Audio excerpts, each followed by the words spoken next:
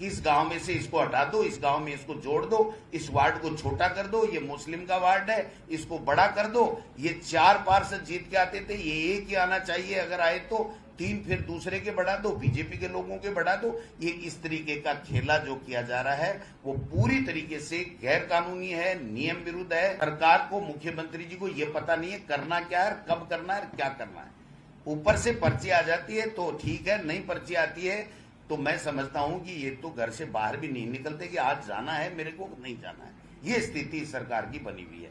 मंत्रियों के हाथ में कुछ भी नहीं है। आपने देखा होगा विधानसभा में जो स्थिति इनकी बनी हुई है। पूरे राजस्थान में जो पंचायती राज और नगर निकाय के जनप्रतिनिधि हैं जो चुने गए थे, जिन संस्थाओं का गठन हुआ था, उन संस्थाओं के चुनाव नहीं करवा रही है और 1 स्टेट 1 इलेक्शन की बात करके लोगों को भ्रमित करने का काम कर रही है। और ग्रामीण इलाकों में और शहरों में जो विकास के काम होने चाहिए जनप्रतिनिधियों के माध्यम से, उनमें रोड़ा अटकाने का काम कर रही है और राजनीतिक दुर्भावनाओं से उनको हटा करके बिना कोई वजह, बिना कोई जांच के, और दूसरी जब कोर्ट से स्टे लेके आ जाते हैं तो उसके बावजूद भी उनको वापस उस पद पे बहाल नहीं कर रही है।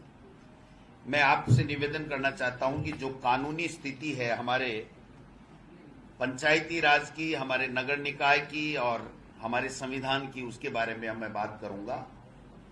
उससे पहले मैं निवेदन करना चाहता हूं कि 5 साल का कार्यकाल हमारी पंचायत राज संस्थाओं का और नगर निकाय की संस्थाओं का होता है, जिसकी व्यवस्था संविधान में भी है और उनके अलग अलग अपने अपने एक्ट भी बने हुए हैं, कानून भी बने हुए हैं और उनके अनुसार ही आज तक राज्य सरकारें राज्य निर्वाचन आयोग के माध्यम से चुनाव कराती आ रही है।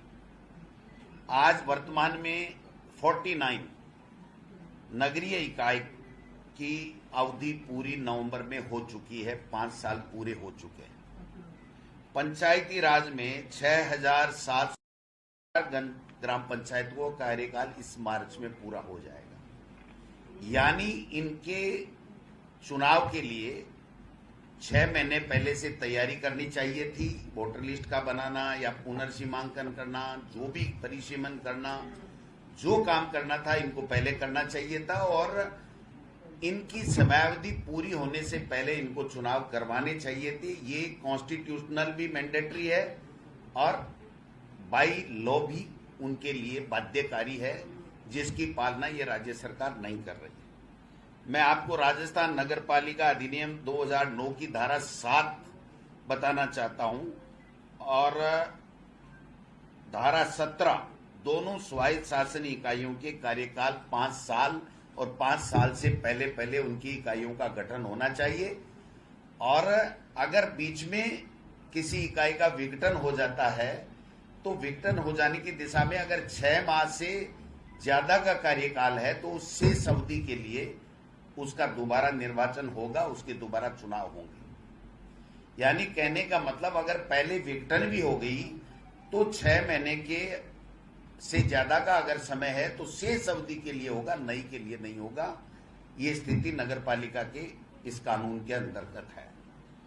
पंचायती राज में भी जो मैं निवेदन करना चाहता हूं कि धारा 17 पंचायती राज अधिनियम 1994 की भी ये धारा ये कहती है कि 5 साल के लिए चुनाव होगा, 5 साल में इनको चुनाव कराने पड़ेंगे कार्यकाल समाप्त होने से पहले पहले, और वही 6 महीने का उनका कार्यकाल है कि 6 महीने से ज्यादा अगर समय है तो उसका चुनाव कराया जाएगा। अगर 6 महीने से कम समय रह गया हो तो फिर उस संस्था के किसी भी रिक्त स्थान की, चाहे वो अध्यक्ष का हो, चाहे पार्षद का हो, चाहे कुछ भी हो, वो चुनाव नहीं कराया जाएगा। ये कानूनी प्रावधान। दूसरा मैं निवेदन करना चाहता हूं कि उक्त प्रावधानों के अनुरूप ही भारत सरकार का संविधान, जो संविधान जिसको भारतीय जनता पार्टी बदलना चाहती है, इस संविधान के अंदर भारत के संविधान के अनुच्छेद 243 व 243 में पंचायत व नगर निकायों के प्रथम अवधि जो इकाई का गठन होता है, प्रथम अवधि का मतलब उपसभापति या उप सरपंच या उप प्रधान का जो चुनाव होता है वो प्रथम बैठक माना जाता है। उसके 5 साल का कार्यकाल होगा और 5 साल के कार्यकाल के अंदर अंदर इनको चुनाव कराने पड़ेंगे। अब मैं निवेदन करना चाहता हूं कि ये सारी की सारी संवैधानिक और कानूनी रूप से होते हुए भी भारतीय जनता पार्टी ने एक लाइन, इस सरकार ने एक लाइन लिख करके कि 1 स्टेट 1 इलेक्शन की ओर हम कर रहे हैं, जबकि आज की तारीख तक अगर मीडिया के किसी साथी को विधानसभा में या मुख्यमंत्री जी ने या यूडीएच मंत्री जी ने या पंचायत राज मंत्री जी ने अगर कोई भी एक लाइन का भी मसौदा उन्होंने दिया हो कि ये स्थिति है और हम इसलिए 1 स्टेट 1 इलेक्शन कर रहे हैं, मैं समझता हूं कि आज की तारीख तक कभी भी कोई पब्लिक डोमेन में भी नहीं है और किसी कागज में भी नहीं। जब इनको प्रशासक लगाया तो प्रशासक लगाने पे भी अपरिहार्य कारणों से इनको 5 साल बाद में प्रशासक लगाया जाता है। नगर निकाय में तो अधिकारियों को दे दिए गए और पंचायती राज में ग्राम पंचायतों के सरपंचों को और पंचों की एक कमेटी बना करके दे दिए गए। मैं समझता हूं कि प्रशासक लगाने का कोई प्रावधान है ही नहीं। आप 6 महीने की अवधि अगर पूरी नहीं हो रही है तो आप लगा सकते हो। 4 महीने रह गए तो आप प्रशासक लगाओगे अगर किसी इकाई का विघटन हो गया तो, नहीं तो आप नहीं लगाओगे और वो चुनाव हो जाएंगे। मैं आपको निवेदन करना चाहता हूं कि सरकार परिसीमन की बात कर रही है, वोटर लिस्ट की बात कर रही है और किसी की बात कर रही है, लेकिन ये बात सुप्रीम कोर्ट और हमारा कानून इनको इजाजत नहीं देता है कि इनके आधार के ऊपर आप चुनाव नहीं कराओगे। मैं आपको कहना चाहता हूं कि 2006 में अहमदाबाद म्युनिसिपल कॉरपोरेशन के मामले में, 2022 में के मामले में मध्य प्रदेश का मामला था, स्टेट ऑफ मध्य प्रदेश का, और अभी हाल ही में 2024 में हमारे स्टेट ऑफ पंजाब वर्सेज बेंत कुमार।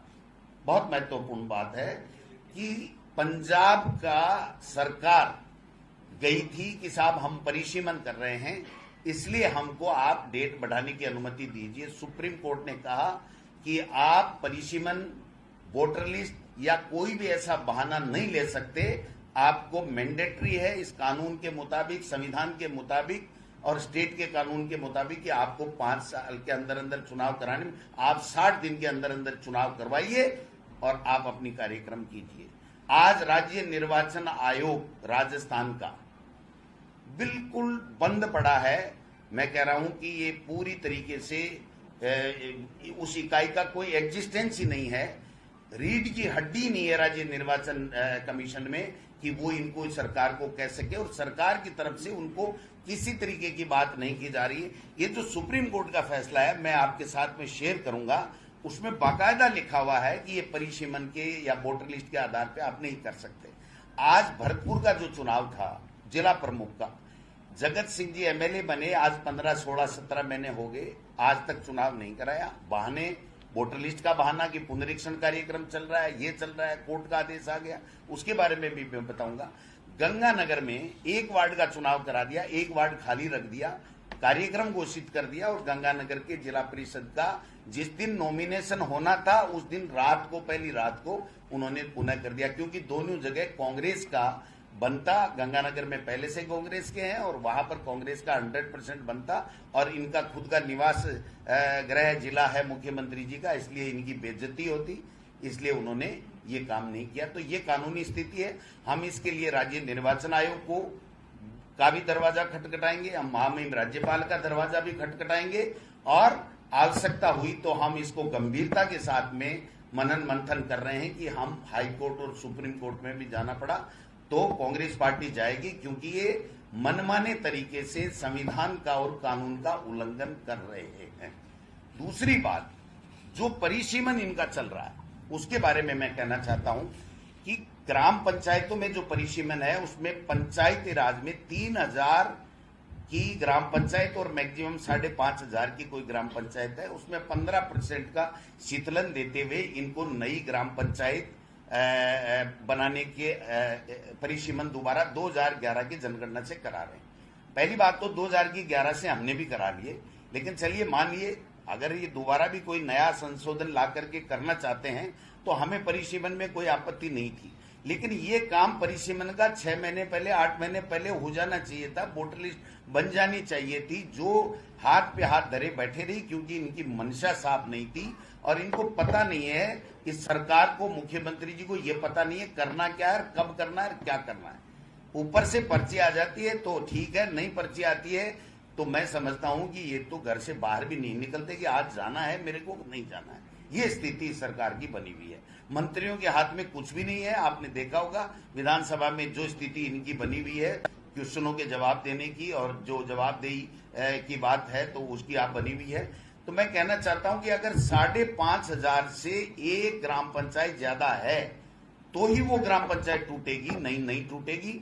और पंचायत समिति और जिला परिषदों का जो पुनर्सीमांकन है उसमें किसी प्रकार की स्खलन नहीं है। यानी 2011 की जनगणना के आधार पे जो पहले से बने हुए, अगर कोई पंचायत समिति नई बनती है या टूटती है या जिला नया बनता है या टूटता है तो ही वो परिसीमन की दायरे में आते हैं, नहीं तो इनके उसमें दायरे में नहीं आते। ग्राम पंचायत इसलिए आ जाती है कि उसमें उन्होंने अपना 3,000 और 5,500 का एक नया सर्कुलर निकाल दिया, निर्णय ले लिया, तो उस निर्णय से वो लोग कर सकते हैं। नगर निकाय के अंदर इनके वार्डों का पुनर्निर्धारण के लिए इन्होंने कहा, जनसंख्या के आधार पे कहा, लेकिन जो एरिया बढ़ा के मन मर्जी के आधार पे एरिया बढ़ा करके और वार्डों को ज्यादा बढ़ाने का काम कर रहे हैं। हम कहते हैं उसके बाद उसमें भी आप अगर बढ़ा भी रहे हो तो आपको केवल 15% जो जनसंख्या है उसके आधार पर वार्डों में आप वेरिएशन रख सकते हो, इसके अलावा एक में भी नहीं रख सकते। हो क्या रहा है कि जो कांग्रेस के वार्ड है, कांग्रेस को वोट देने वाले लोग हैं, उनके वार्डों को ये लोग बाग बड़ा कर रहे हैं और बाकी अपने वोट जो हैं वहां पर उस वार्ड को छोटा करा करके उनकी संख्या का निर्धारण कर रहे हैं। और एक बात और मजे की मैं कहना चाहता हूं, जो सबसे बड़ी आपत्ति की बात है कि कॉन्स्टिट्यूशन के हिसाब से तो काम नहीं कर रहे हैं और न कानून के हिसाब से, लेकिन एक कमेटी मंत्रिमंडलीय समिति पंचायती राज में बनी हुई है। उस कमेटी ने आज तक कोई मीटिंग नहीं की, कोई तक नहीं गया। इसका मतलब ये हुआ कि राज्य सरकार से जो पंचायती राज की गाइडलाइन जा रही है उस गाइडलाइन से जिला कलेक्टर, एसडीएम या विकास अधिकारी या नगर निकाय के ईओ कमिश्नर को काम करना है। यही कानून है और यही कानून होना चाहिए और यही आज तक होता रहा है। लेकिन यहां तो बड़े मजे की बात है कि आरएसएस और बीजेपी ने मिलकर के एक अघोषित अपनी पार्टी स्तर के ऊपर एक कमेटी बना दी, जिसमें राजेंद्र जी राठौड़ साहब हैं और अरुण चतुर्वेदी जी हैं और घनश्याम तिवाड़ी जी हैं।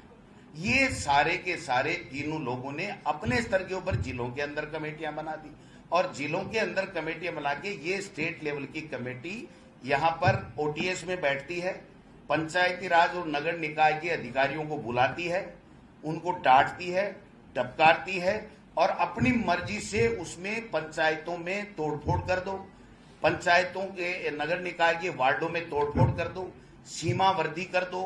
ये नेता कह रहा है ये कैसे जीत सकता है, भारतीय जनता पार्टी का चेयरमैन कैसे बन सकता है, प्रधान कैसे बन सकता है, उस तरीके से आप कर दो। और अचंभे की बात यह है और बड़ी चिंता की बात है कि एक तरीके से पूरी सरकार को इन्होंने हाईजैक कर लिया और अपने साइनों से लिख लिख के विभाग के, नगर निकाय और पंचायत राज के अधिकारियों को आदेश दे रहे हैं कि इस गांव में से इसको हटा दो, इस गांव में इसको जोड़ दो, इस वार्ड को छोटा कर दो, ये मुस्लिम का वार्ड है इसको बड़ा कर दो।